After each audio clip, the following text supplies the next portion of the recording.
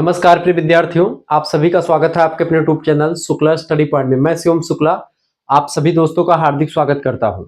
आज के वीडियो के माध्यम से मित्रों हम लोग चर्चा करेंगे एजुकेशन के बारे में। अगर आपका सब्जेक्ट है शिक्षा शास्त्र और आप बीए के प्रथम वर्ष प्रथम सेमेस्टर में एडमिशन ले चुके हैं, यानी कि अभी अभी आपने एडमिशन करवा लिया है, तो आपको घबराने की आवश्यकता नहीं है। मेजर में, माइनर में, किसी में भी है, आपको पढ़ना पड़ता है कंसेप्चुअल फ्रेमवर्क ऑफ एजुकेशन के बारे में। तो आज की वीडियो के माध्यम से आप यह जानेंगे कि आखिरकार कंसेप्चुअल फ्रेमवर्क ऑफ एजुकेशन में क्या क्या पढ़ना पड़ता है। शिक्षा की वैचारिक रूपरेखा हिंदी में कहा जाता है कंसेप्चुअल फ्रेमवर्क ऑफ एजुकेशन को। पेपर का नाम है ये। नवीनतम बैच 2027, 28, 29 सभी की परीक्षाओं में जो मैं क्लास लेने जा रहा हूं इससे बेनिफिट्स होगा। और बेसिकली मैं सभी यूनिट को आपको बताऊंगा, सिलेबस पहले आपको बताऊंगा, फिर पहली इकाई में जितने भी चैप्टर होंगे, यानी कि पहली इकाई में कम से कम 3-4 चैप्टर आपको पढ़ने हैं, उन समस्त चैप्टर को बहुत ही बारीकी के साथ सरल भाषा में समझाने का प्रयास करूंगा। नोट्स भी आपको सरल शब्दों में तैयार किया गया है, सरल भाषा में, तो आप अगर नोट्स पढ़ेंगे भी तो आपको समझ में आ जाएगा। ठीक है, इस तरीके से व्यवस्थित किया गया है। और हर एक यूनिट के बाद में 20 ऑब्जेक्टिव टाइप के क्वेश्चंस की श्रृंखला भी रखी गई है आंसर शीट के साथ, तो ये भी आपके लिए बड़ा फायदेमंद है। लिखित टाइप की परीक्षा आपकी होती है, अति लघु उत्तरीय, लघु उत्तरीय, दीर्घ उत्तरीय की पूरी तैयारी भी इसमें हो जाती है, यानी कि आपको कहीं पर भटकना नहीं पड़ता है। किताब सीरीज कुछ खरीदने की आवश्यकता नहीं पड़ती। अगर आप हमसे जुड़ते हैं तो आपको सब कुछ एक ही जगह पर एक साथ ही देखने को मिल जाता है। इससे पहले आप सभी सब्जेक्ट के, हिंदी के, ज्योग्राफी के, पॉलिटी के, हिस्ट्री के, एंशिएंट हिस्ट्री के, सब आप देख ही चुके होंगे।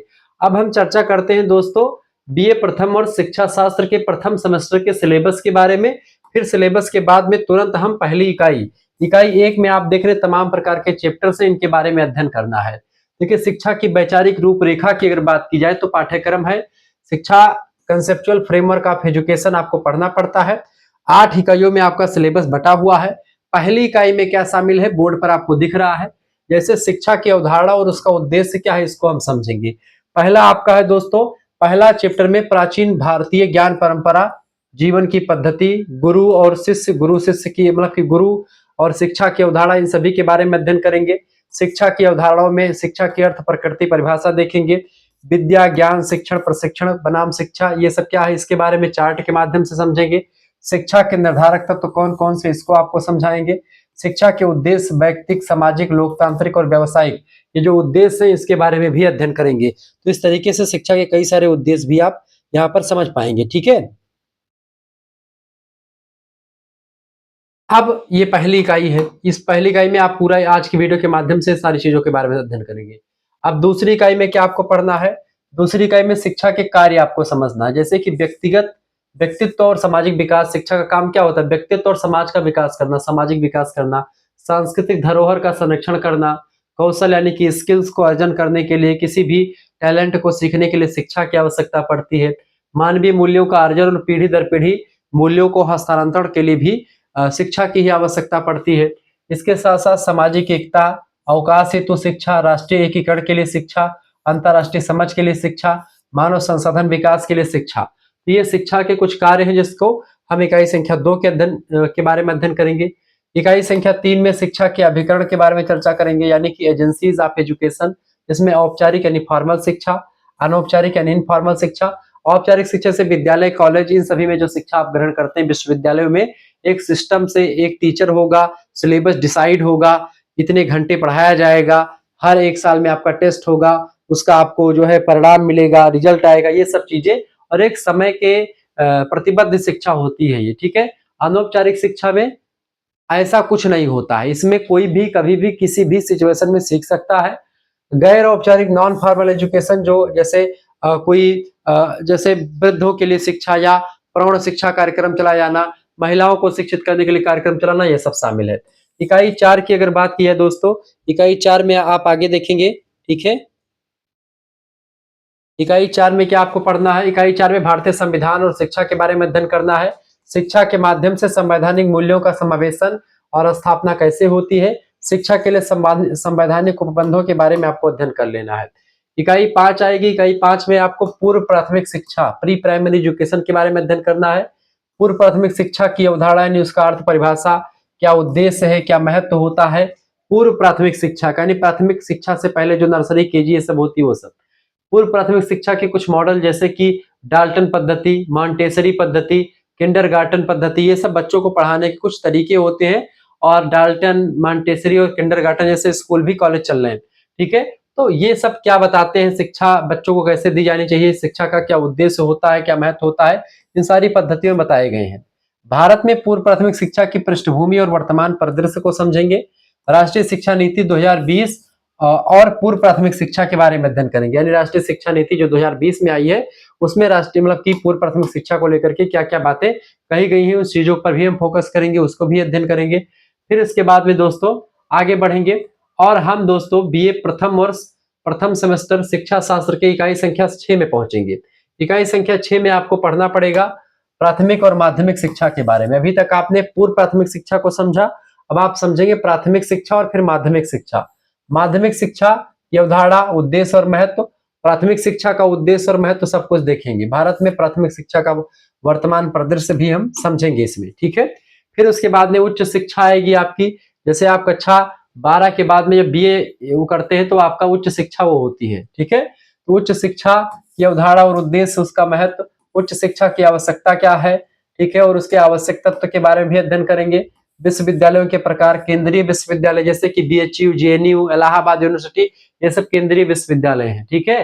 राज्य विश्वविद्यालय जैसे कि आपके जैसे राम मनोहर लोहिया, वीर बहादुर सिंह पूर्वांचल, महात्मा गांधी काशी विद्यापीठ, जनरल चंद्रशेखर बलिया, महाराजा सोहेलदेव आजमगढ़ विश्वविद्यालय, सिद्धार्थ यूनिवर्सिटी, दीनदयाल उपाध्याय, मां पाटेश्वरी बलरामपुर, ये सब राज्य विश्वविद्यालय हैं। ऐसे कुछ निजी विश्वविद्यालय होते हैं जो प्राइवेट यूनिवर्सिटी होती है जैसे कि बीबीडी, ठीक है। ऐसे ही कुछ मुक्त विश्वविद्यालय होते हैं, मुक्त यानी ओपन यूनिवर्सिटी जिसको आप कहते हैं, जो है इग्नू जिसको आप कह सकते हैं, ठीक है, इंदिरा गांधी ओपन यूनिवर्सिटी। इन सभी के बारे में अध्ययन करेंगे। भारत में उच्च शिक्षा का वर्तमान परिदृश्य क्या है, वर्तमान में उच्च शिक्षा के बारे में हम पूरा अध्ययन करेंगे।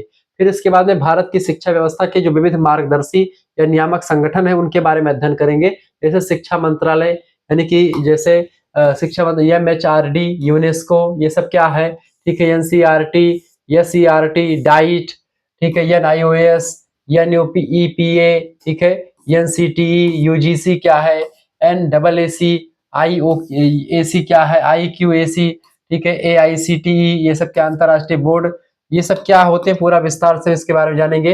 अंतरराष्ट्रीय बोर्ड, राष्ट्रीय बोर्ड, सीबीएसई बोर्ड, राज्य बोर्ड के बारे में अध्ययन करेंगे। अब यहाँ पर कुछ संक्षिप्त जो मैंने यहाँ पर रखे थे उसको भी मैंने लिख रखा ताकि आपको क्लियर हो सके कि इसकी फुल फॉर्म क्या है, क्योंकि परीक्षा में यहाँ से फुल फॉर्म पूछ लिया आता है। जैसे दोस्तों एमएचआरडी का मतलब होता है ministry of human resource development. क्या होता है, ठीक है, एम माने होता है मिनिस्ट्री, एच माने होता है ह्यूमन, एस माने रिसोर्स और डी माने डेवलपमेंट। तो ministry of human resource development, इसका फुल फॉर्म, इसके बारे में अध्ययन करेंगे, ठीक है। यूनेस्को क्या होता है, यूनाइटेड नेशंस एजुकेशनल, ठीक है, scientific and cultural organisation, UNESCO के बारे में अध्ययन करेंगे। फिर इसके बाद में आगे बढ़ेंगे और भी चीजों के बारे में अध्ययन करने का प्रयास करेंगे, ठीक है।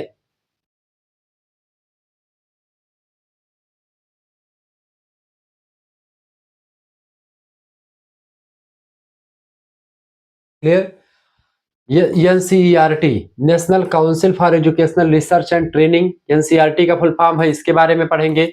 एसईआरटी क्या होता है, SERT state council of educational research and training. DIET क्या होता है, ठीक है, district institute of education and training, ठीक है। इसके अलावा NIOS, national institute of open schooling, इसको एनआईओएस कहते हैं। एनयूईपीए क्या है, national university of educational planning and administration, इसके बारे में अध्ययन करेंगे। एनसीटीई क्या है, national council for teacher education, teacher को जो प्रशिक्षण दियाता है एनसीटीई कहते दियाता है। डीएलएड वाले बच्चे जो होते हैं डाइट में पढ़ते हैं। यूजीसी, यूनिवर्सिटी ग्रांट कमीशन कहा जाता है, विश्वविद्यालय अनुदान आयोग हिंदी में, ठीक है।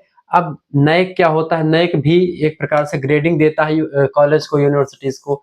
एनएडबलसी यानी नेशनल असेसमेंट यानी एंड एक्रीडिटेशन काउंसिल, यानी कि ये मूल्यांकन करता है विश्वविद्यालयों का और मतलब कि महाविद्यालयों का। आईक्यूएएस मतलब होता है इंटरनेशनल क्वालिटी एश्योरेंस सेल, ठीक है। AICTE, all India council for technical education. वहीं पर सीबीएसई का मतलब होता है central board of secondary education. इस तरीके से तमाम सारी ये जो टर्म आपको दिख रहे हैं इकाई संख्या 8 में, सभी के बारे में आपको अध्ययन करना है। मैं कोशिश करूंगा कि इसके बारे में जरूर आपको पढ़ाऊं। यानी इकाई 8 आपको पहले पढ़ा दूं, इकाई 1 तो पढ़ ही रहे हैं। इकाई 8 की वीडियो चूंकि यहाँ से बहुत सारे प्रश्न पूछे जाएंगे, तो इसको मैं कोशिश करूंगा कि इकाई 8 को बहुत जल्दी आपको पढ़ा दिया जाए। तो आज हम दोस्तों अब हम चर्चा करेंगे इकाई 1 के बारे में, शिक्षा की अवधारणा, उद्देश्य और उसके पूरे कंसेप्ट के बारे में। तो पूरी यूनिट के बारे में आपको बताने का प्रयास रहेगा। सभी यूनिट के नोट्स कुछ इस प्रकार से तैयार किए गए हैं।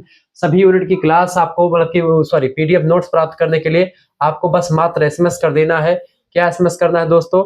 आपको बस एसएमएस कर देना है। देखिए आप सभी यूनिट का नोट्स मिलेगा, आपको बस एसएमएस कर देना है क्या, 99, ठीक है, 84 039 139, इस नंबर पर आपको व्हाट्सएप पर एसएमएस कर देना है। क्या एसएमएस कीजिएगा, आप अपना नाम एसएमएस कर दीजिएगा, अपने यूनिवर्सिटी का नाम, अपने सब्जेक्ट का नाम और आप किस सेमेस्टर में अपने सेमेस्टर का नाम लिख करके भेज दीजिएगा।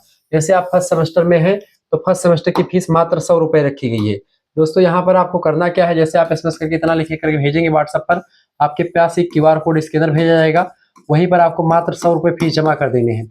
100 रुपए फीस में दोस्तों ध्यान रखेंगे फर्स्ट सेमेस्टर के सभी सब्जेक्ट का आपको नोट्स मिल जाएगा। यानी इसमें सभी विषय के नोट्स शामिल होंगे। जैसे आपका एजुकेशन के साथ आपका जो 2-3 सब्जेक्ट और हैं, शिक्षा शास्त्र, समाज शास्त्र, गृह विज्ञान, या आपका को करिकुलर वाला जो कोर्स एक अनिवार्य पेपर होता है उसकी भी तैयारी आपकी इसी पैसे में हो जाएगी। तो सभी विषय के सभी यूनिट यानी कि इकाई 1 से लेकर के इकाई 8 तक के नोट्स आपको मिलेंगे। और लास्ट में 20 ऑब्जेक्टिव क्वेश्चंस की श्रृंखला हर एक यूनिट के नीचे, और फिर पिछले साल के क्वेश्चन पेपर का solution, model paper, practice set, तमाम सारे ऑब्जेक्टिव वाले भी, लिखित वाले भी, अति लघुत्तरीय, लघुत्तरीय, दीर्घोत्तरीय सभी टाइप के नोट्स आपको यहाँ पर मिलेंगे फर्स्ट सेमेस्टर के। अच्छा, जो बच्चे फर्स्ट एंड सेकंड का दोनों का एक साथ फीस जमा करेंगे, बहुत सारे बच्चे लगातार कमेंट करते हैं गुरुजी कुछ ऑफर वाला बताइए, तो फर्स्ट एंड सेकंड 2 सेमेस्टर का एक साथ फीस अगर जमा करेंगे तो आपके लिए ऑफर वैलिड है। यानी कि 2 सेमेस्टर का फीस 200 रुपए होता है, फर्स्ट सेमेस्टर का फीस 100 रुपए है, तो फिर आपका सेकंड का भी 100 रुपए फीस है। लेकिन वैसे 200 रुपए फीस आपकी हो जाती है, लेकिन 200 रुपए फीस आपकी नहीं लगेगी। अगर एक साथ फीस जमा करेंगे तो केवल 150 रुपए फीस में आप 1 साल तक क्लास का लुत्फ उठा पाएंगे। सबसे बड़ी बात है कि सभी यूनिट की आपको पीडीएफ मिल पाएगी, ठीक है, और प्रैक्टिस सेट तमाम सारे मिल पाएंगे। तो 150 रुपए फीस में आपको सब कुछ मिलेगा, सारा कंटेंट मिलेगा। आपको किताब या सीरीज खरीदने की आवश्यकता नहीं पड़ेगी। सभी विश्वविद्यालयों के लिए यही सिलेबस वैध है। किसी भी यूनिवर्सिटी के किसी भी कॉलेज में आप पढ़ रहे हैं, आप पढ़ सकते हैं। जैसे राम मनोहर लोहिया अवध विश्वविद्यालय, मां पाटेश्वरी बलरामपुर विश्वविद्यालय, सिद्धार्थ यूनिवर्सिटी, दीनदयाल उपाध्याय गोरखपुर विश्वविद्यालय, एमजे प्यारी बरेली रोहिलखंड, साकुम्भरी सहारनपुर, राजा महेंद्र प्रताप सिंह स्टेट यूनिवर्सिटी, ठीक है, जमशेदपुर यूनिवर्सिटी, चौधरी चरण सिंह विश्वविद्यालय, छत्रपति साहू जी महाराज कानपुर विश्वविद्यालय, बुंदेलखंड यूनिवर्सिटी झांसी, डॉक्टर भीमराव अम्बेडकर आगरा विश्वविद्यालय, जननायक चंद्रशेखर बलिया विश्वविद्यालय, महाराजा सुहेलदेव आजमगढ़ विश्वविद्यालय, वीर बहादुर सिंह पूर्वांचल विश्वविद्यालय, महात्मा गांधी काशी विद्यापीठ, ठीक है।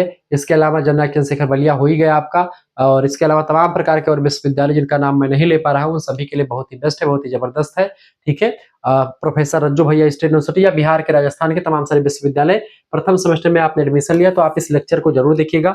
आप नंबर ऊपर नोट डाउन कर लीजिएगा और बहुत ही बारीकी के साथ चीजों को लिखने का प्रयास कीजिएगा, ठीक है, क्लियर।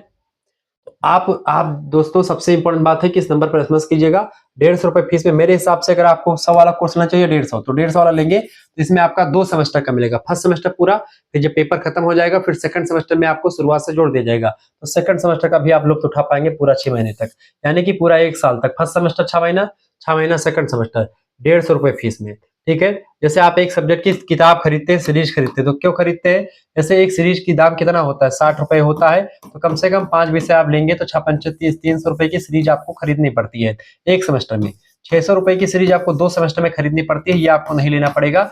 और किताब अगर लेते तो आप किताब बड़ी महंगी पड़ जाती है, 200 रुपए की किताब आती है एक सब्जेक्ट की, वो भी आपको नहीं खरीदनी पड़ती है। आप मतलब बस केवल 150 रुपए पेमेंट कीजिए, 1 साल तक आप आराम से पढ़िए, फर्स्ट एंड सेकंड दोनों सेमेस्टर का।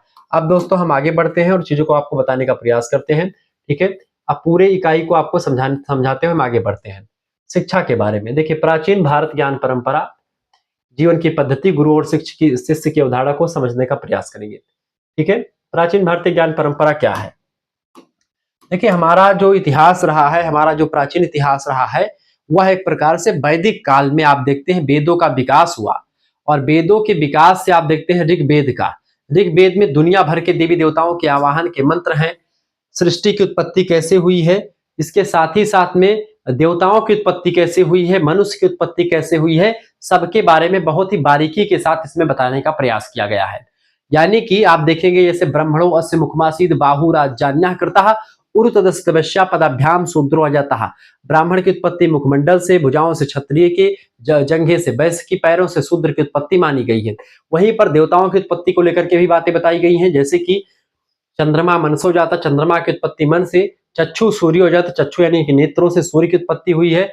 ऐसे ही ठीक है, तमाम प्रकार के देवी देवताओं की उत्पत्ति, सृष्टि की उत्पत्ति पूरे किससे हुई है? उस विराट पुरुष से हुई है। पुरुष सूक्त में सारे श्लोक आपको दिखाई पड़ जाते हैं। ठीक है, ये बात आप ध्यान रखेंगे। आगे बढ़ते हैं, ठीक है, और भी चीजों को जानने का प्रयास करते हैं।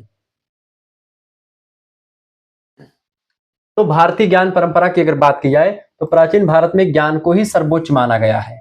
यहाँ ज्ञान केवल पुस्तक तक सीमित न होकर के जीवन जीने की कला में एक प्रकार से ज्ञान होता था। यह परंपरा हजारों वर्षों से चली आ रही है, जिसमें हमारे वेद हैं, हमारे तमाम सारे उपनिषद है, मुंडक उपनिषद, छंदोग उपनिषद, ठीक है, बृहदारण्यक उपनिषद, मंडूक उपनिषद, ठीक है, कठोपनिषद, ये सारे उपनिषद है। 4 वेद हैं, ऋग्वेद, यजुर्वेद, सामवेद, अथर्ववेद।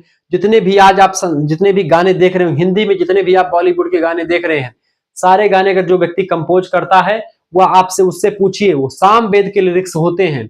सामवेद से ही सारे गायन निकले हुए हैं। सामवेद को भारतीय संगीत शास्त्र का जनक कहा जाता है, क्योंकि गाने वाने की पद्धति जितनी भी है सब सामवेद से निकली है। जितने भी आज आयुर्वेद और ये सब चल रहे हैं, औषधियों के बारे में जानकारी चले, तमाम सारी दवाएं चल रही हैं, विभिन्न रोगों की दवाओं के बारे में अथर्ववेद में पूरा मेंशन किया गया है। जादू टोना टटका से लेकर के सारी बातें आपको अथर्ववेद में मिल जाएंगी। ऋग्वेद में आपको दोस्तों पूरा देवताओं के आवाहन के मंत्र वगैरह लिखे गए हैं।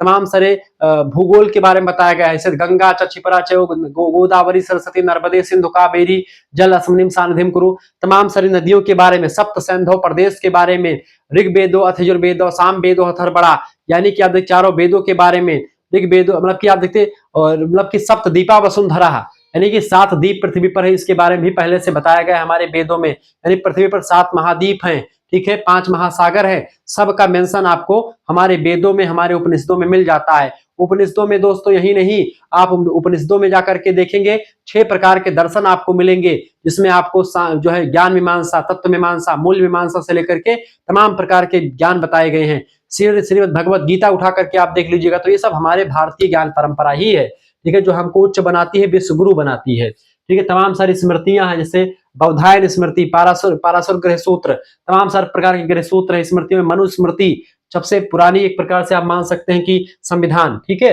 रामायण की अगर बात की तो महर्षि वाल्मीकि ने लिखा रामायण, आदि कवि महर्षि वाल्मीकि ने रामायण लिखा।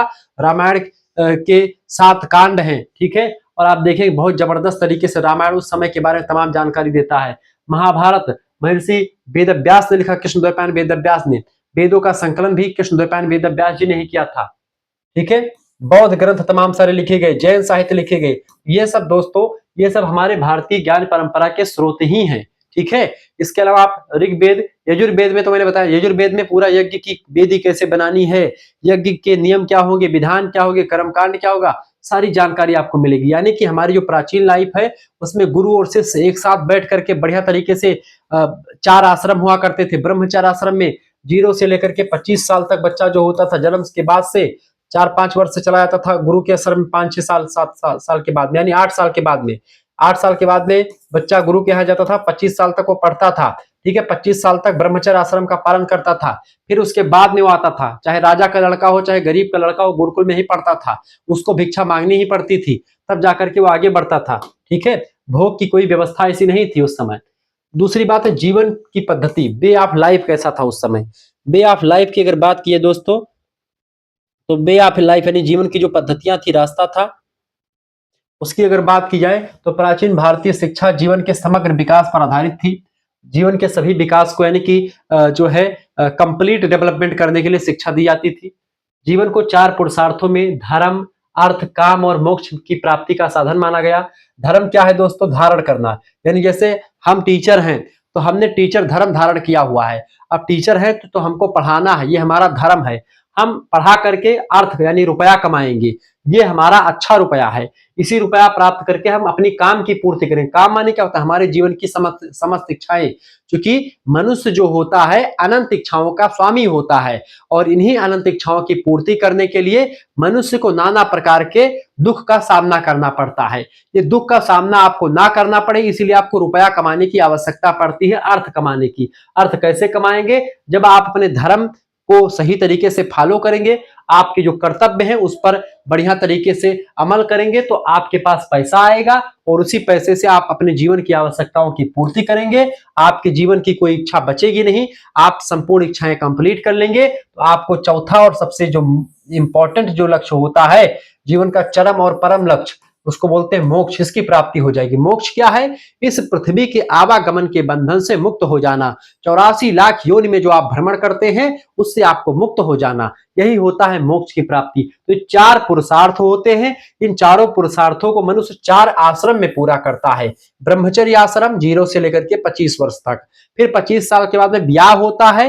विवाह आश्रम नहीं, उसको बोलते हैं गृहस्थ आश्रम। गृहस्थ आश्रम आप देखते दोस्तों 0 से 25 तक चलता है ब्रह्मचर्य आश्रम, 25 साल से 50 साल तक चलता है आपका गृहस्थ, मतलब कि ये गृहस्थ आश्रम। इसमें आप अपना जो है आप पति पत्नी रहिए, बच्चे पालिए, बच्चों का पालन पोषण करिए, ऋषि मुनियों को दान वगैरह दीजिए, यज्ञ वगैरह कीजिए, खूब दान वगैरह कीजिए और खूब कमाइए। ठीक है। 50 से 75 वर्ष का समय वानप्रस्थ का आश्रम होता है। जंगल में जाना यानी घर वर त्याग देना, घर से बाहर निकल जाना। वान माने होता है जंगल, प्रस्थ माने प्रस्थान कर देना, यानी माला मंत्र ले लेना आज की भाषा में। ठीक है।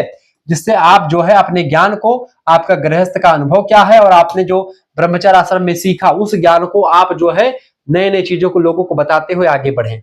75 के बाद से लेकर के 100 तक, जब तक आप जीवित रहते, 100 साल की उम्र मानी गई है, और 75 के बाद में आप संन्यास आश्रम में प्रवेश कर लीजिए। ये होता था दोस्तों आपका, ठीक है, ब्रह्मचर्य मतलब के 4 आश्रम।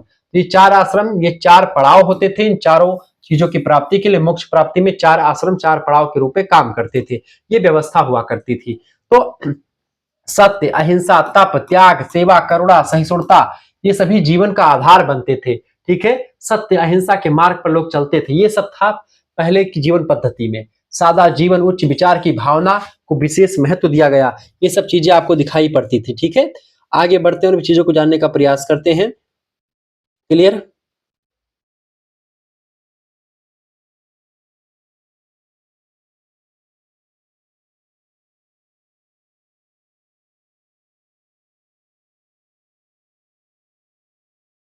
ओके, आगे बढ़ते हैं और चीजों को जानने का प्रयास करते हैं।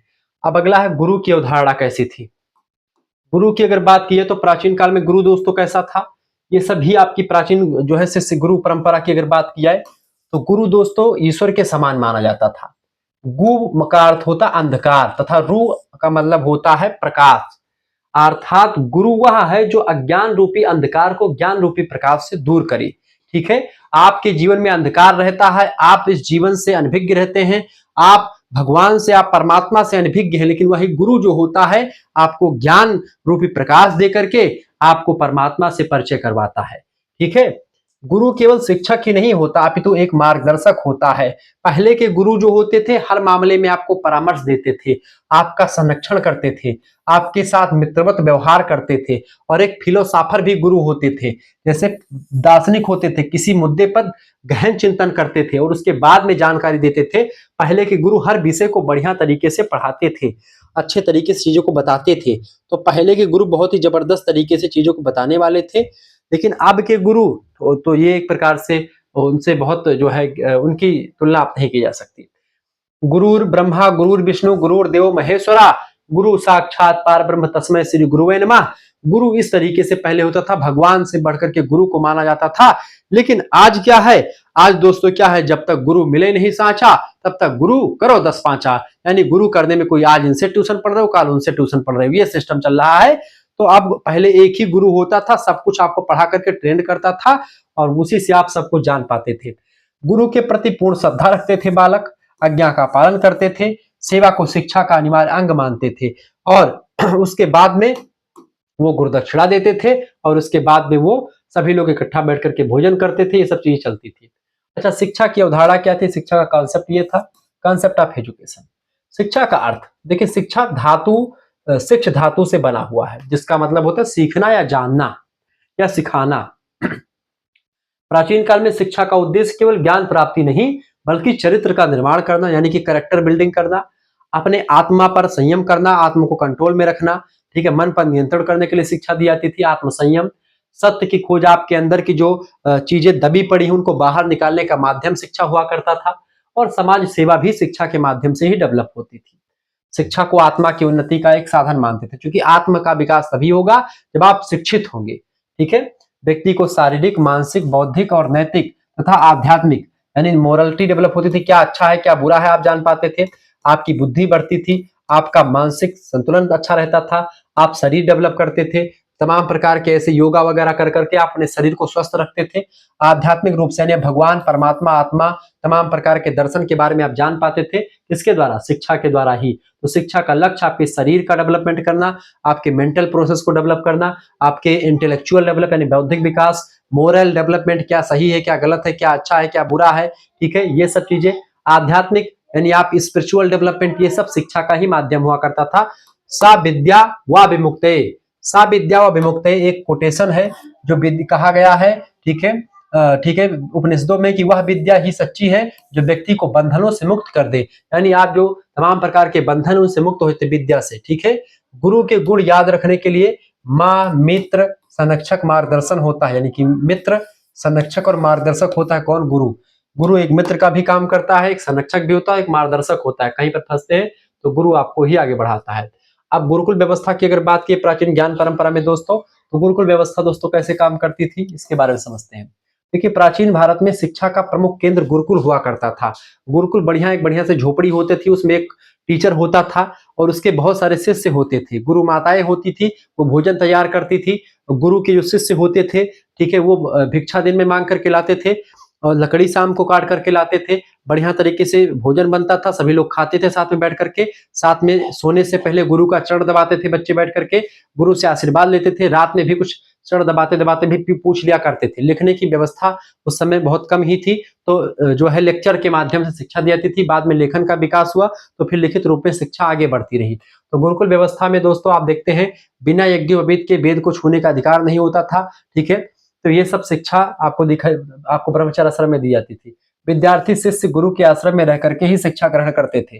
ठीक है, गुरुकुल प्राकृतिक वातावरण में होते थे, जैसे जंगल में होता था, वन में, नदी के तट पर बढ़िया तरीके से, यानी ऐसे स्थानों पर होता था जिससे जल और जो है वायु की अच्छी व्यवस्था हो और साथ ही साथ में लकड़ियों की व्यवस्था हो ताकि भोजन वगैरह बनाने में कोई दिक्कत ना हो। तो वन के किनारे या नदी के तट पर अच्छे तरीके से गुरुकुल की व्यवस्था की जाती थी। यहाँ शिक्षा निःशुल्क होती थी। गुरु दक्षिणा पर आधारित होती थी। गुरु को दक्षिणा बाद में लोग देते थे। ठीक है, शिक्षा के साथ साथ श्रम हो, सेवा, स्वावलंबन, अनुशासन, विनम्रता, इन सभी का भी ट्रेनिंग बच्चों को गुरु देता था कि किस तरीके से आपको मेहनत करके जीवन में पैसा कमाना है, किस अगर मेहनत करना, कुछ व्यवसायिक चीजें भी बताई जाती थी। ठीक है, सेवा के भाव सिखाए जाते थे, अपने खुद पर डिपेंड होना सिखाया जाता था, स्वावलंबन की शिक्षा, अनुशासन में कैसे रहना इस बात की शिक्षा गुरुकुल में मिलती थी, विनम्रता यानी कि जो है बताई जाती थी। ठीक है, ये सब चीजें ट्रेनिंग दी जाती थी गुरुकुल में। ठीक है, इसके साथ साथ गुरुकुल का उद्देश्य व्यक्तित्व का निर्माण, समाज का निर्माण और राष्ट्र का निर्माण करना था। ये बात आप ध्यान रखिएगा। ठीक है, इस तरीके से आपने समझा। आगे बढ़ते हुए चीजों को जानने का प्रयास करते हैं।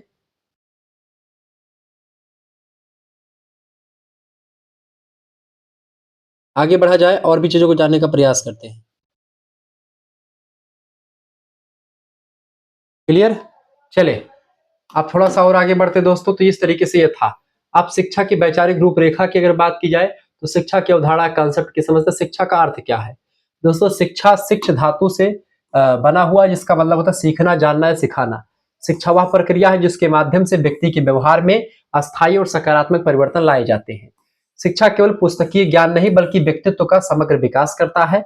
विद्वानों ने शिक्षा की अलग अलग परिभाषाएं दी हैं, आइए समझने का प्रयास करते हैं। जैसे कि जॉन ड्यूबी जो शिक्षा के बड़े अच्छे विद्वान माने थे, विदेशी विद्वान है, ये कहते हैं कि शिक्षा जीवन की तैयारी नहीं अपितु जीवन स्वयं शिक्षा होता है।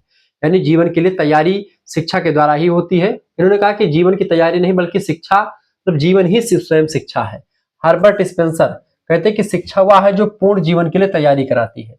मैकाइबर कहते हैं कि शिक्षा वह प्रक्रिया है जिसके द्वारा मनुष्य अपने सामाजिक वातावरण के अनुकूल अपने व्यवहार को समायोजित करना सीखता है।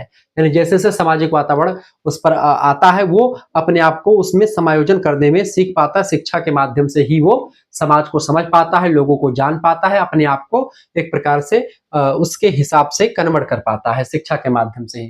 डॉक्टर सर्वपल्ली राधाकृष्णन जो कि बहुत अच्छे विद्वान माने जाते हैं और जो है उनकी अगर बात की जाए तो शिक्षा मनुष्य में निहित पूर्णता के व्यक्ति होता है, क्योंकि मनुष्य के अंदर ऐसे तमाम प्रकार के ज्ञान अंदर से पहले से डेवलप है, उनका बाह्य प्रकटीकरण ही शिक्षा होता है। तो शिक्षा के माध्यम से ही आपकी जो आंतरिक ज्ञान है वो बाहर निकल करके सामने आ पाता है।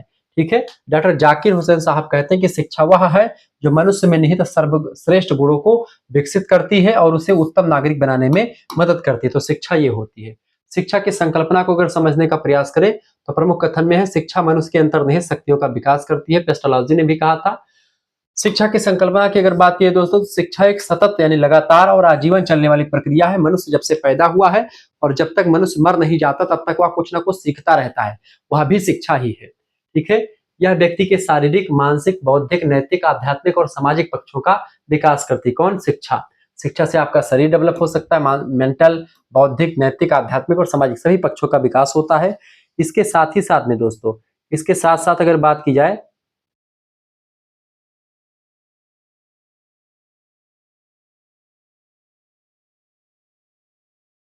इसके साथ साथ शिक्षा व्यक्ति को समाज के लिए उपयोगी बनाती है तथा उसे जीवन जीने की कला सिखाती है।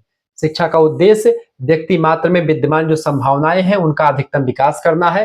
ठीक है, शिक्षा के माध्यम से ही आपके अंदर जो ज्ञान दबा पड़ा है वो बाहर निकल पाता है, वह एक प्रकार समाज में उपयोगी हो पाता है शिक्षा के माध्यम से ही। शिक्षा संस्कार प्रदान करती है, चरित्र का निर्माण करती है। शिक्षा शिक्षा व्यक्तित्व का सर्वांगीण विकास करती है। आपकी पर्सनालिटी डेवलपमेंट शिक्षा के माध्यम से ही होता है। शिक्षा के उद्देश्य को अगर संक्षेप में समझे, हालांकि हम समझेंगे लेकिन समझे तो व्यक्तिवादी यानी व्यक्ति के सर्वांगीण विकास के लिए शिक्षा जरूरी है। समाज के लिए, व्यक्ति को समाज के लिए उपयोगी बनाने के लिए शिक्षा, लोकतांत्रिक अच्छे नागरिक का निर्माण करने के लिए शिक्षा, और जीविकोपार्जन हेतु और व्यवसायिक दक्षता के लिए शिक्षा। तो ये शिक्षा के तमाम सारे उद्देश्य हैं। इसको थोड़ा सा और विस्तार से हम चर्चा करेंगे। विद्या से विनय की प्राप्ति होती, विद्या ददात विनयम, सा विद्या या विमुक्त, यानी विद्या से विनय की प्राप्ति होती है, और विद्या जब होती तो जो है आप बंधनों से मुक्त हो जाते हैं। गुरुर ब्रह्मा गुरुर विष्णु गुरुर्देव महेश्वरा गुरु साक्षात परब्रह्म तस्मै श्री गुरुवे नमः। आचार्य देवो भव, यानी कि आपका गुरु हमेशा भगवदेव के बराबर होता है, ये बात भी ध्यान रखेंगे। कुल मिलाकर के कह सकते हैं कि भारतीय प्राचीन भारत में शिक्षा जीवन एक शक्तिशाली था, जिसका केंद्र गुरुकुल व्यवस्था हुआ करती थी। गुरु का स्थान सर्वोपरि था। शिक्षा का उद्देश्य केवल ज्ञान देना नहीं बल्कि व्यक्ति के समग्र विकास के साथ साथ उसे समाज और राष्ट्र के प्रति उत्तरदायी बनाना भी हुआ करता था।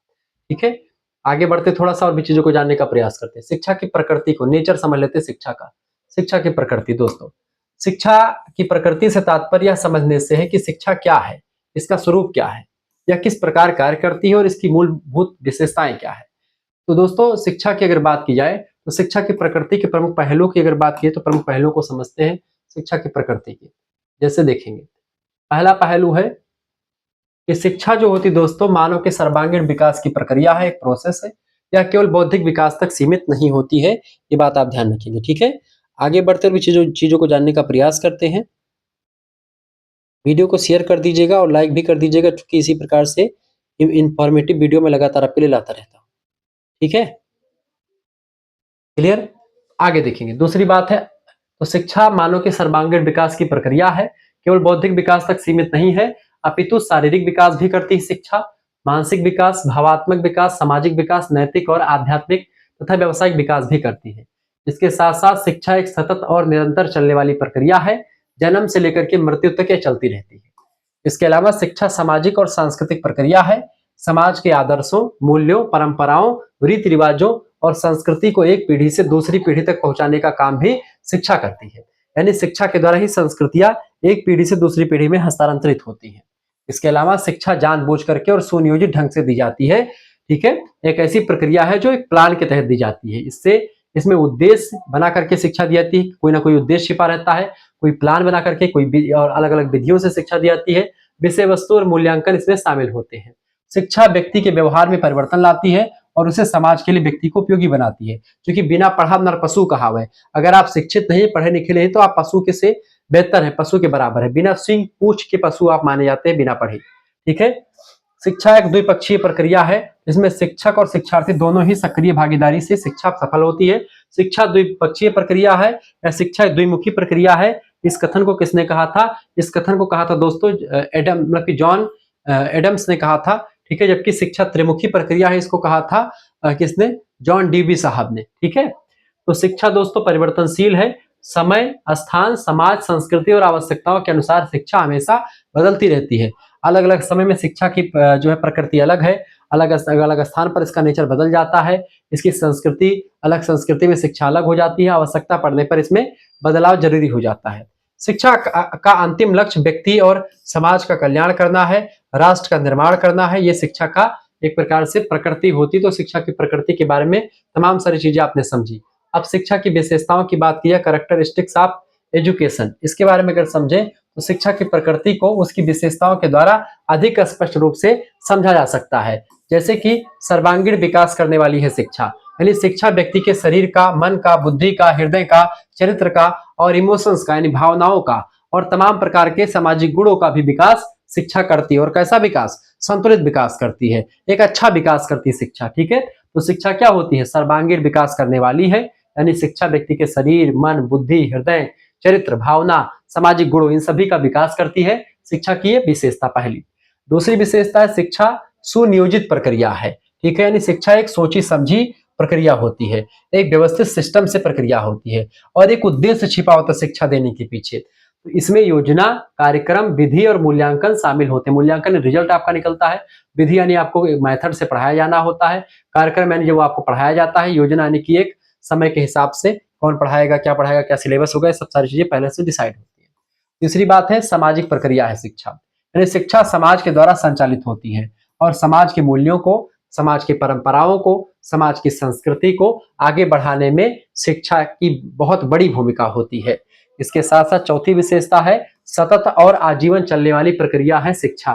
ठीक है, शिक्षा का आरंभ दोस्तों जन्म से होता है और जीवन भर शिक्षा चलती रहती है। आप जब से पैदा हुए हैं तब से सीखना शुरू करते हैं और जब तक आप मर नहीं जाते तब तक आप सीखते रहते हैं, यानी शिक्षा जीवन भर चलने वाली प्रक्रिया है। दूसरी पांचवी विशेषता ये है शिक्षा की दोस्तों, पांचवी विशेषता है कि उद्देश्यपूर्ण और मूल्यपरक है, यानी शिक्षा निश्चित उद्देश्य की प्राप्ति के लिए दी जाती है। ठीक है, यानी कि मानवीय मूल्यों, आदर्शों और नैतिकता का विकास करती है शिक्षा। ठीक है, ये शिक्षा का कुछ चीजें मैंने आपको बता दी जो आपने देखा। क्लियर?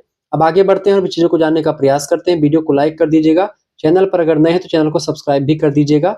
बहुत ही बारीकी के साथ मैं चीजों को समझा रहा हूँ। ठीक है, चलें आगे बढ़ते हैं और चीजों को जानने का प्रयास करते हैं। वीडियो को शेयर कर दीजिएगा दोस्तों, लाइक भी कर दीजिएगा। क्लियर? चलें अब छठा विशेषता यह कि व्यवहार परिवर्तन करने वाली है शिक्षा। शिक्षा क्या करती है?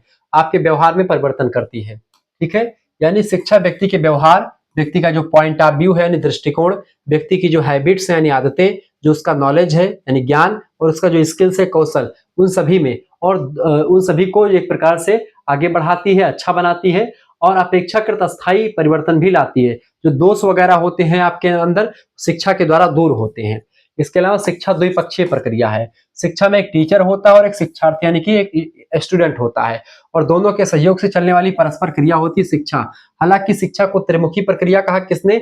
जॉन डीबी साहब ने। एक तो टीचर हो गया, एक स्टूडेंट हो गया और तीसरा क्या होता है? सिलेबस, यानी जिसको बच्चे को पढ़ाया जाना है। आठवां है लोकतांत्रिक प्रक्रिया, यानी शिक्षा व्यक्ति में स्वतंत्रता, समानता, बंधुत्व, सहयोग, सहिष्णुता और जिम्मेदारी की भावना का विकास करती है। इसके अलावा परिवर्तनशील और लचीली है शिक्षा, यानी शिक्षा समय, स्थान, समाज और आवश्यकता के अनुसार बदलती रहती है और विकसित होती रहती धीरे धीरे। 10वीं विशेषता शिक्षा की है दोस्तों, समाज उपयोगी बनाने वाली है ये, यानी कि शिक्षा व्यक्ति को समाज के प्रति उपयोगी, जिम्मेदार और कर्तव्यनिष्ठ बनाती है। इसके साथ ही साथ में अगर देखें तो आर्थिक व्यवहारिक महत्व भी है शिक्षा का, यानी शिक्षा व्यक्ति को जीवन यापन के साधन के बारे में आपको कुछ कौशल यानी स्किल सिखाती है।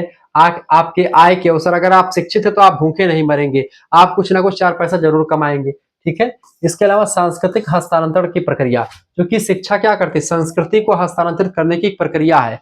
कल्चर जो होता है एक पीढ़ी से दूसरी पीढ़ी में जाता है, शिक्षा के माध्यम से ही जाता है। शिक्षा एक पीढ़ी से दूसरी पीढ़ी तक संस्कृति, ज्ञान और अनुभव को एक पीढ़ी से दूसरी पीढ़ी को हस्तांतरित करती है। इसके साथ साथ जो परंपराएं होती हैं उनका भी हस्तांतरण शिक्षा के द्वारा ही संभव हो पाता है। शिक्षा की सारी विशेषताएं आपने देखी। महत्वपूर्ण तथ्य यह है दोस्तों कि शिक्षा केवल जानकारी देना नहीं बल्कि व्यक्तित्व का निर्माण करना होता शिक्षा का उद्देश्य। शिक्षा मनुष्य को मनुष्य बनाती है तथा उसके भीतर छिपी शक्तियों को जगाती है, जागृत करती है। ठीक है, शिक्षा जीवन जीने की तैयारी नहीं बल्कि स्वयं शिक्षा होती है। हर्बर्ट स्पेंसर शिक्षा जीवन के पूर्ण विकास की तैयारी है। शिक्षा पूर्णता के व्यक्ति राधा कृष्णन ने कहा था। इस तरीके से हमने तमाम सारी चीजों को समझने का प्रयास किया। शिक्षा के निर्धारक तत्व की अगर बात की तो शिक्षा के निर्धारक तत्व कई सारे होते हैं, जैसे कि शिक्षा एक जटिल प्रक्रिया है दोस्तों, ठीक है, सतत सतत प्रक्रिया है, अनेक तत्व प्रभाव डालते हैं शिक्षा में। इन तत्वों को शिक्षा के निर्धारक तत्व कहा जाता है। ये तत्व शिक्षा की गुणवत्ता, दिशा, प्रभावशीलता को निर्धारित करते हैं। जैसे शिक्षा के प्रमुख निर्धारक तत्वों में दोस्तों पहला है शिक्षक यानी टीचर, यानी जो व्यक्ति विद्यार्थी को ज्ञान देता है, कौशल सिखाता है, मूल्य सिखाता है, अनुभव प्रदान करता है, उसी को शिक्षक यानी टीचर कहते हैं। भूमिका क्या है? मार्गदर्शक होता है, मोटिवेटर यानी प्रेरक होता है, ज्ञानदाता होता है, ज्ञान देने वाला, आदर्श होता है, शिक्षक को यानी टीचर को देख करके बच्चे उसी के जैसा बनने का प्रयास करते हैं। व्यक्तित्व का निर्माण करना भी शिक्षा का उद्देश्य है। विशेषताएं, विषय का ज्ञान, शिक्षण कौशल, धैर्य, प्रेम, सहानुभूति, चरित्र, नेतृत्व क्षमता, इसका डेवलपमेंट करने के लिए भी शिक्षक जरूरी होता है। महत्व यह शिक्षक का कि शिक्षक ही शिक्षा की गुणवत्ता का मुख्य आधार है। अच्छा शिक्षक ही अच्छे विद्यार्थियों और अच्छे समाज का निर्माण करता है। शिक्षक जो होता है शिक्षा की सफलता की कुंजी होता है। तो पहला होता है शिक्षक निर्धारक तत्व, दूसरा होता है विद्यार्थी यानी स्टूडेंट, तीसरा सिलेबस, चौथा शिक्षक की विधि यानी कि क्या किस मेथड से आप पढ़ा रहे हैं, चौथा पांचवा होता है किस वातावरण में आप पढ़ा रहे हैं। ये 5 तत्व होते हैं जो शिक्षा को प्रभावित करते हैं। दूसरा होता है विद्यार्थी, जो शिक्षा प्राप्त करता है उसको विद्यार्थी कहते हैं। भूमिका क्या है इसकी? सीखने की इच्छा रखता है, अभ्यास यानी रिवीजन करता है, ट्रेनिंग करता है, अनुशासन, सहभागिता और आत्मविश्वास, आत्म का विकास करता है। विशेषता इसकी है जिज्ञासु होता है, एकाग्र होना चाहिए, इसको रुचिता मतलब इसमें रुचि लेना चाहिए अलग अलग विषय में, प्रयासशीलता, आज्ञाकारिता, मानसिक और शारीरिक स्वास्थ्य इसका ठीक रहना चाहिए। महत्व है कि शिक्षा की सफलता विद्यार्थियों की रुचि, क्षमता और प्रयास पर डिपेंड करती है। विद्यार्थी ही शिक्षा का केंद्रीय बिंदु होता है, ये बात आप ध्यान रखेंगे। यानी शिक्षा का वास्तविक लाभ किसको मिलता है? वही उठाता जो विद्यार्थी होता है। जो विद्यार्थी स्वयं अपने जीवन को संवारना चाहता है वही लाभ उठा पाता है। शिक्षण विधि में दोस्तों अगला होता है पाठ्यक्रम, आपका सिलेबस, ठीक है। यानी शिक्षण के लिए चुने गए विषय जो होते हैं, अनुभव, गतिविधियों और उद्देश्यों का सुव्यवस्थित समूह पाठ्यक्रम कहलाता है। विशेषता इसकी है कि निश्चित उद्देश्य, विषय वस्तु का चयन, क्रमबद्धता, निरंतरता जीवन से संबंधित होती है। ये सब पाठ्यक्रम सिलेबस होता है। पाठ्यक्रम शिक्षा को दिशा देता है और विद्यार्थियों के सर्वांगीण विकास में सहायता करता है। इसलिए सिलेबस कभी भी बनता है तो विद्यार्थियों के हिसाब से बनता है। पाठ्यक्रम समय समय पर बदलना रहना चाहिए और इससे बड़ा फायदा होता है। पाठ्यक्रम शिक्षा की रीढ़ की हड्डी का काम करता है, बात आप ध्यान दें। तो ये भी एक तत्व है। शिक्षण विधि यानी मेथड ऑफ टीचिंग, ज्ञान को छात्र तक पहुंचाने के लिए अनिश्चित विभिन्न मतलब की जो है विभिन्न उपायों और प्रक्रियाओं को शिक्षण विधि कहते हैं। जैसे व्याख्यान विधि के द्वारा पढ़ाना, ठीक है, प्रश्नोत्तर विधि यानी प्रश्नावली विधि, चर्चा विधि, प्रोजेक्ट विधि, प्रदर्शन विधि, प्रयोग विधि, तमाम प्रकार की विधियों के द्वारा बच्चों को पढ़ाया जाता है। महत्व, उचित शिक्षण विधि से शिक्षा रोचक, स्पष्ट, प्रभावी और अस्थायी बनती है, मतलब अस्थायी बनती है। इससे विद्यार्थियों की समझ, रुचि और सहभागिता बढ़ती है। आप देखेंगे अगर आपको कोई चीज पढ़ा रहा हूं उसका चित्र भी सामने आ जाए, जैसे मैं बोल रहा हूं पीछे लिखा हुआ आ रहा है, तो इससे प्रभाव पड़ेगा। कुछ चीज पढ़ा रहा हो तो उसकी प्रोजेक्ट विधि एक प्रोजेक्ट के तहत पढ़ाया जाए, प्रैक्टिकल देकर के पढ़ाया जाए, तो ये सब आपका फायदा करता है। तो उत्तम शिक्षण विधि जो होती है शिक्षा को सफल बनाती है, बच्चे शिक्षा को जल्दी समझ पाते हैं इससे। वातावरण भी काफी हद तक प्रभावित करता है शिक्षा को, जैसे कि भौतिक, सामाजिक, सांस्कृतिक और मानसिक परिवेश जिसमें शिक्षा की प्रक्रिया संपन्न होती है उसी को वातावरण कहा जाता है। जैसे भौतिक वातावरण एक होता है, क्या क्या इंस्ट्रूमेंट आपके पास है, सामाजिक वातावरण कौन सा समाज है, संस्कृति क्या है, पारिवारिक वातावरण कैसा है, विद्यालय वातावरण कैसा, तो ये सब प्रभावित करता है बच्चे को। महत्व इसका है कि वातावरण छात्रों के व्यक्तिगत व्यक्तित्व, चरित्र, आचरण, रुचि, स्वास्थ्य और शैक्षिक उपलब्धियों पर गहरा प्रभाव डालते हैं। इसीलिए वातावरण बहुत जरूरी अच्छा होना चाहिए, ठीक है। स्वास्थ्य, शांत, प्रेरक और सुरक्षित वातावरण ही शिक्षा के लिए उपयुक्त माना जाता है, ये बात आप ध्यान रखेंगे। अच्छे शैक्षिक वातावरण की विशेषता यह है कि स्वच्छ, सुरक्षित और हवादार कक्षाएं हो, शांत और प्रेरणादायक वातावरण हो, सहयोग, प्रेम और अनुशासन का माहौल हो, पर्याप्त प्रकाश, बैठने की समुचित व्यवस्था हो, शिक्षण सामग्री और संस्थाओं की उपलब्धता हो। तो वातावरण शिक्षा की उर्वरा की भूमि होती है, ये बात आप ध्यान रखेंगे। तो इस तरीके से आपने चीजों को समझने का प्रयास किया, तो इसको आपने समझ लिया। अब आगे बढ़ते हैं। शिक्षा के उद्देश्य को अगर समझने का प्रयास करते हैं तो 4 उद्देश्य होते हैं इसका, ठीक है। व्यक्तिवादी, सामाजिक, लोकतांत्रिक और व्यवसायिक। उद्देश्य की विशेषताओं की बात करें तो उद्देश्य शिक्षा को दिशा प्रदान करते हैं, उद्देश्य आगे की योजना बनाने में सहायता करते हैं, उद्देश्य शिक्षा का मूल्यांकन का आधार बनते हैं। यानी जिस उद्देश्य से शिक्षा दी गई थी क्या उद्देश्य पूरा हुआ कि नहीं हुआ, मूल्यांकन यही जांच करता है। उद्देश्य समाज की आवश्यकताओं की क्या करता है, पूर्ति करता है। समाज की क्या जरूरतें होती हैं उनको उद्देश्य में शामिल किया जाता है। उद्देश्य जो होता है शिक्षा का व्यक्ति के सर्वांगीण विकास में सहायता करता है, ठीक है। इससे क्या होता है, आत्म का विकास होता है, शिक्षा से चरित्र का निर्माण होता है, बौद्धिक विकास होता है, नैतिक विकास और आध्यात्मिक विकास किससे होता है, शिक्षा के माध्यम से होता है। व्यक्तिवादी उद्देश्य, ठीक है, ये है। शिक्षा का व्यक्तिवादी उद्देश्य है कि इन उद्देश्यों का संबंध व्यक्ति के व्यक्तित्व विकास से है। इसके अलावा इनका लक्ष्य व्यक्ति को आत्मनिर्भर, स्वावलंबी और जिम्मेदार बनाना है। व्यक्ति की क्षमताओं, रुचियों और अभिरुचियों का विकास करना इसका उद्देश्य, व्यक्तिवादी उद्देश्य। इन उद्देश्यों के अंतर्गत शारीरिक विकास, मानसिक विकास, भावात्मक विकास और आध्यात्मिक विकास को महत्व दिया जाता है व्यक्तिवादी उद्देश्य से। ठीक है, जिससे आत्मा का विकास, चरित्र का निर्माण, बौद्धिक विकास, नैतिक विकास, आध्यात्मिक विकास होता है। ठीक है, इसमें इससे आप सत्य बोलना, स्वच्छता रखना, समय का सदुपयोग करना, परिश्रम करना, ये सब सीखते हैं। शिक्षा का व्यक्तित्व मतलब कि व्यक्तिवादी उद्देश्य होता है। शिक्षा का सामाजिक उद्देश्य दोस्तों हेडिंग डालेंगे, लिखेंगे, शिक्षा का लक्ष्य व्यक्ति को समाज का अच्छा सदस्य बनाना है। इससे व्यक्ति में सामाजिक सद्भाव, समाज में सहयोग, सेवा भाव, समाज योजना की जो भावनाएं होती हैं उनका विकास होता है। सामाजिक कुरीतियों का उन्मूलन यानी सामाजिक कुरीतियों को खत्म करने का जो है विकास शिक्षा के द्वारा ही होता है। सामाजिक मूल्यों का विकास करना हुआ, समाज में परिवर्तन लाना हुआ, ये शिक्षा के द्वारा ही आता है। शिक्षा व्यक्ति को समाज की आवश्यकताओं और समाज की समस्याओं के प्रति जागरूक करती है और शिक्षा के माध्यम से ही समाज में परिवर्तन ला करके सामाजिक समस्याओं को खत्म किया जाता है।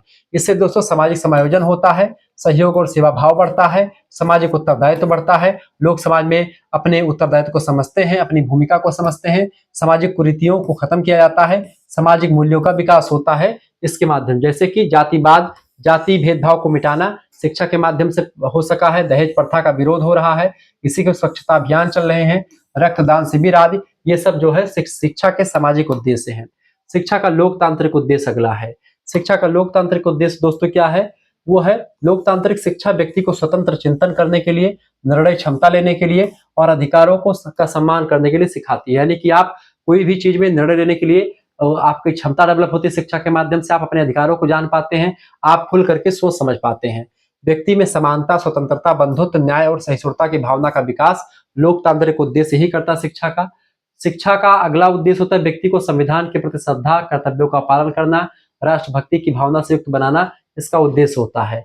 मतदान का अधिकार जैसे मिलना, ये शिक्षा का लोकतांत्रिक उद्देश्य है। पंचायती राज व्यवस्था में भाग लेना, ठीक है, प्रधानिक चुनाव लड़ना, ये सब बहस से चर्चा करने में भाग लेना, ठीक है, राष्ट्रीय पर्वों का आयोजन करना, ये सब आपका लोकतांत्रिक उद्देश्य है शिक्षा का। इसमें क्या फायदा होता है? स्वतंत्रता और समानता की भावना डेवलप होती है, अधिकारों और कर्तव्यों का ज्ञान होता है, सहिष्णुता और बंधुत्व की भावना आती है, न्याय प्रियता का विकास होता है और राष्ट्रभक्ति की भावना जागृत होती है। ठीक है, वहीं पर शिक्षा के व्यवसायिक उद्देश्य की अगर बात किया है, वोकेशनल एम्स, आजकल वोकेशनल सब्जेक्ट भी बीए में आपको पढ़ाए जा रहे हैं, तो इसका शिक्षा का उद्देश्य व्यक्ति को किसी न किसी व्यवसाय के लिए तैयार करना होता है। इससे व्यक्ति का आत्मनिर्भर बनता है और राष्ट्र की आर्थिक उन्नति में योगदान करता है। वो व्यवसायिक शिक्षा से रोजगार के अवसर प्राप्त करता है बच्चा और बेरोजगारी की समस्या इससे कम होती है। शिक्षा के व्यवसायिक उद्देश्य में यह ध्यान रखा जाता है कि ताकि बच्चा बेरोजगार नहीं, कुछ ना कुछ करता रहे, कुछ ना कुछ कमाता रहे, उसकी कार्यकुशलता डेवलप करना हुआ, उसको टेक्निक यानी कि टेक्निकल ज्ञान देना हुआ, उद्यमशीलता उसके अंदर डेवलप करना हुआ, व्यवसायिक नैतिकता का विकास उसके अंदर करना होता है। इसमें जैसे दोस्तों तमाम प्रकार के उदाहरण, जैसे कि ITI सेक्टर में पढ़ लिया, पॉलिटेक्निक कर लिया, कृषि यानी एग्रीकल्चर शिक्षा ले लिया, व्यापार की शिक्षा, हस्तशिल्प, बैंकिंग, टूरिज्म, इन सभी के बारे में अध्ययन कर लिया। ठीक है, मुख्य बिंदु ये है इसका दोस्तों व्यवसायिक शिक्षा के उद्देश्य का कि रोजगार का अवसर प्रदान होता है, आर्थिक उन्नति होती है, कार्यकुशलता का विकास होता है, तकनीकी ज्ञान का विकास होता है और उद्यमशीलता का भी विकास इससे होता है। ठीक है, ये बात आप ध्यान रखेंगे। तो चारों उद्देश्यों का बाकी संबंध आप देख सकते हैं, सारी चीजें यहाँ पर क्लियर है। अब दोस्तों विद्या, ज्ञान, शिक्षण, प्रशिक्षण और सेवा, इसमें शिक्षा में क्या डिफरेंस है, इन सभी चीजों को समझते हैं। देखिए विद्या होती विशेष विषय का अध्ययन विद्या कहलाती है, तथ्यों और सिद्धांतों की जानकारी ज्ञान कहलाता है, यानी जानकारी फैक्ट हो, सही हो, प्रिंसिपल्स और सिद्धांत। शिक्षण क्या? शिक्षण टीचर के द्वारा दी गई शैक्षिक प्रक्रिया शिक्षण कहलाती है। प्रशिक्षण कौशल और दक्षता विकास की प्रक्रिया, यानी कोई ट्रेनिंग आप ले रहे हैं किसी भी उद्यमिता की, तो वो प्रशिक्षण होता है। शिक्षा क्या है? जीवन के सर्वांगीण विकास की प्रक्रिया को शिक्षा कहा जाता है। प्रकृति में डिफरेंस देखें, विद्या दोस्तों सैद्धांतिक प्रकृति की होती है, ज्ञान बौद्धिक प्रकृति का होता है, शिक्षण निर्देशात्मक प्रकृति का होता है, प्रशिक्षण व्यवहारिक होता है, शिक्षा सैद्धांतिक, व्यवहारिक, मूल्यपरक सब होती है। प्राप्ति का साधन बात की है तो विद्या को अध्ययन के द्वारा प्राप्त करते हैं, ज्ञान को अनुभव के द्वारा, अध्ययन के द्वारा और चिंतन के द्वारा प्राप्त किया जा सकता है। शिक्षण को शिक्षण विधियों के द्वारा प्राप्त करते हैं, प्रशिक्षण को अभ्यास के द्वारा और अनुभव के द्वारा प्राप्त करते हैं आप। शिक्षा को दोस्तों शिक्षण, प्रशिक्षण, अनुभव और पर्यावरण सभी के द्वारा प्राप्त कर पाते हैं। उद्देश्य दोस्तों, विद्या का उद्देश्य विशेष ज्ञान प्राप्त करना होता है, ठीक है, ज्ञान का उद्देश्य जानना और समझना होता है, शिक्षण का उद्देश्य ज्ञान प्रदान करना होता है, प्रशिक्षण का उद्देश्य कौशल विकसित कराना होता है लोगों में, और शिक्षा का उद्देश्य व्यक्ति का सर्वांगीण विकास करना होता है। वहीं पर दोनों सभी का क्षेत्र चारों का अलग अलग होता है। विद्या दोस्तों सीमित होती है, ज्ञान सीमित होता है, शिक्षण कक्षा विद्यालय तक सीमित होता है, प्रशिक्षण विशिष्ट कार्य तक सीमित होता है, लेकिन शिक्षा जीवन के प्रत्येक क्षेत्र में व्यापक होती है। यानी शिक्षा के अंतर्गत प्रशिक्षण, शिक्षण, ज्ञान, विद्या सब आ जाते हैं। उदाहरण के रूप में समझे, जैसे विद्या क्या है, गणित विद्या, व्याकरण विद्या, ये सब विद्या है। ज्ञान क्या है, खगोल का ज्ञान, इतिहास का ज्ञान, ये ज्ञान है। शिक्षण क्या है, कक्षा में गणित पढ़ाना, ये ज्ञान, एक शिक्षण है। ठीक है, आप टीचर हैं, पढ़ा रहे हैं, तो ये आपका शिक्षण है। प्रशिक्षण क्या है, कंप्यूटर की ट्रेनिंग देना, सिलाई का प्रशिक्षण देना, ये सब, ब्यूटी पार्लर की ट्रेनिंग देना, ये सब क्या है, प्रशिक्षण है। शिक्षा क्या है, विद्यालय की समग्र शैक्षिक प्रक्रिया को शिक्षा कहा जाता है। तो ये आपने सारी चीजों के बारे में समझने का प्रयास किया। अब शिक्षा के निर्धारक तो मैंने आपको बता ही दिया है, आपने समझ लिया, उद्देश्य भी आपको पढ़ा दिया है। ठीक है, अब दोस्तों हम 20 ऑब्जेक्टिव प्रश्नों को देख लेते हैं। 20 ऑब्जेक्टिव क्वेश्चंस आपके बचे हुए हैं, इनको थोड़ा सा चर्चा कर लेंगे, बस आपका कंप्लीट हो जाएगा वीडियो। ठीक है, पहला प्रश्न आपकी स्क्रीन पर आ चुका है, शिक्षा का शाब्दिक अर्थ क्या है। आपने शिक्षा के बारे में सबको समझ लिया, पहली यूनिट आपकी लगभग में कंप्लीट हो चुकी है। अब इसके बस ऑब्जेक्टिव प्रश्नों को समझ लिए, कंप्लीट आपका। शिक्षा का शाब्दिक अर्थ क्या है दोस्तों, शिक्षा का शाब्दिक अर्थ है जीवन जीने की कला का विकास करना। ठीक है, शिक्षा को कितने पूर्ण जीवन के लिए तैयारी कहा गया है, शिक्षा को किसने पूर्ण जीवन की तैयारी कहा है, किसने कहा, जॉन डेवी ने कहा है। अगला क्वेश्चन, शिक्षा की प्रक्रिया में श्रेष्ठ मार्गदर्शक कौन होता है, एक टीचर होता है, शिक्षक होता है। प्राचीन भारत में शिक्षा की प्रमुख व्यवस्था क्या थी, दोस्तों गुरुकुल व्यवस्था थी। ऑप्शन नंबर इसका बी करेक्ट आंसर हो जाएगा। शिक्षा की प्रकृति का पहला गुण क्या है दोस्तों, शिक्षा की प्रकृति का पहला गुण है कि यह जीवन भर चलने वाली प्रक्रिया है। ठीक है, छठा प्रश्न आपका आ चुका है, शिक्षा में निम्नलिखित में से क्या बौद्धिक विकास का साधन है। बौद्धिक विकास, विज्ञान और गणित जो होता है बौद्धिक विकास का साधन है। शिक्षा के निर्धारक तत्वों में कौन सा तत्व सबसे महत्वपूर्ण है दोस्तों, तो शिक्षक जो होता है, टीचर, सबसे महत्वपूर्ण होता है। आठवां प्रश्न, पाठ्यक्रम का मुख्य उद्देश्य क्या है दोस्तों, इसका मुख्य उद्देश्य है विद्यार्थियों का सर्वांगीण विकास करना। 9 नंबर प्रश्न, शिक्षण विधि का चयन किस बात पर निर्भर करता है, तो पाठ्यक्रम और विद्यार्थियों पर डिपेंड करता है। वहीं अगला क्वेश्चन देखिए, 10वां नंबर प्रश्न है, वातावरण का शिक्षा पर क्या प्रभाव पड़ता है, तो दोस्तों सकारात्मक प्रभाव पड़ता है। थोड़ा सा मुझे कहीं जाना है, इसलिए थोड़ा सा क्लास तीव्र गति से पढ़ा रहा हूँ। ठीक है, बाकी नहीं तो क्लास अभी कम से कम 10 मिनट और एक्स्ट्रा चलती है, 1 घंटे तो कम से कम पढ़ाता। ठीक है, 11 नंबर क्वेश्चन आप देखेंगे दोस्तों, प्रश्न व्यक्तिवादी उद्देश्य का मुख्य केंद्र किस पर होता है, तो दोस्तों किस पर होता है, व्यक्ति पर होता है।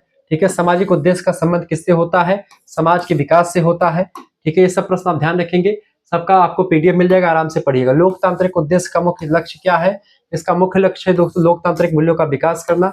अगला प्रश्न है, व्यवसायिक उद्देश्य का मुख्य लक्ष्य क्या होता है, आजीविका के लिए दक्षता विकसित करने को व्यवसायिक लक्ष्य शिक्षा का कहा जाता है।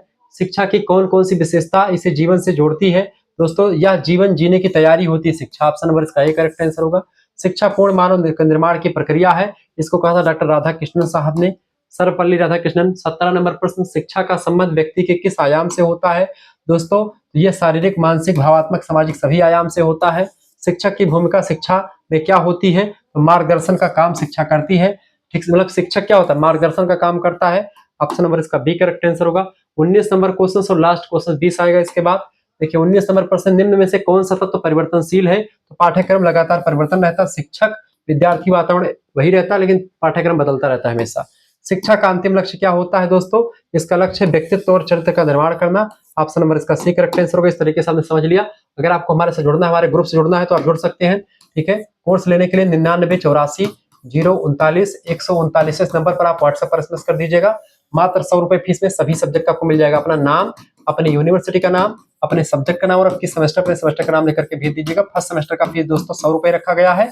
सभी सब्जेक्ट का नोट, सभी यूनिट का नोट्स मिलेगा, पूरा को करिकुलर वगैरह सब कुछ। फर्स्ट एंड सेकंड 2 सेमेस्टर का एक साथ फीस जमा करने पर केवल 150 रुपए फीस में 1 साल तक आपको पढ़ाया जाएगा सभी सब्जेक्ट का। और 100 रुपए में एक सेमेस्टर, नहीं कि आपका फर्स्ट सेमेस्टर का पेपर हो जाएगा तब तक पढ़ाया जाएगा, यानी 6 महीने के लिए 100 रुपए, 1 साल तक के लिए 150 रुपए मिलते हैं। फिर नेक्स्ट वीडियो में, तब तक के लिए जय हिंद जय भारत। आप सभी का बहुत बहुत धन्यवाद।